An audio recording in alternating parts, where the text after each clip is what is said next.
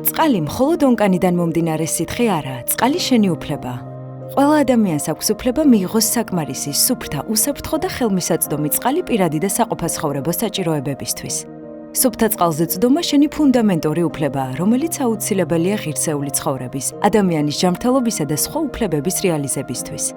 საშუალოდ ერთ ადამიანს დღეში 50-100 ლიტრამდე წყალი სჭირდება ძირითადი საჭიროებების დასაკმაყოფილებლად, როგორიცაა სასმელად გამოყენება, ტანსაცმლის გარეცხვა, საკვების მომზადება, პირადი და სახლის ჰიგიენა და სხვა.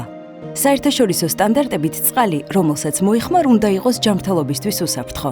სუფთა და მისაღები ფერის, სუნისა და გემოსი, ფიზიკურად და ფინანსურად ხელმისაწვდომი ყველასთვის სოციალური სტატუსის და სხვა ნებისმიერი ბარიერის მიუხედავად. იცოდე, საერთო სარგებლობის წყლის ონკანი უნდა იყოს შენ სახლთან ახლოს, არა უმეტეს 1000 მეტრის დაშორებით.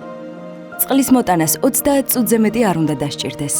ონკანთან მისვლა და სარგებლობა უნდა შეეძლოს ყველას და ყოველთვის, ბავშვებს, ქალებს, ხანდაზმულებსა და შეზღუდული შესაძლებლობის მქონე პირებს. თუ წყალი წყდება, შენ გაქვს უფლება წინასწარ იცოდე შეწყვეტის შესახებ. ასევე რატომ შეწყდა წყალი, რამდენი ხნით გაგრძელდება და რა ალტერნატივები არსებობს წყლის მოპოვებისთვის. შენ გაქვს უფლება წყლის ხარისხის შესახებ ინფორმაცია შენთვის გასაგებ ენაზე მიიღო. ხოლო თუ ფიქრობ, რომ წყალი ჯანმრთელობისთვის საშიშია, შეგიძლია მიმართო სურსათის ეროვნულ სააგენტოს, რომელიც სასმელი წყლის ხარისხს აკონტროლებს. გგონია, რომ შენი, როგორც მომხმარებლის უფლებები ირღვევა, მაშინ შეგიძლია მომხმარებელთა ინტერესების საზოგადოებრივ დამცველს დაუკავშირდე.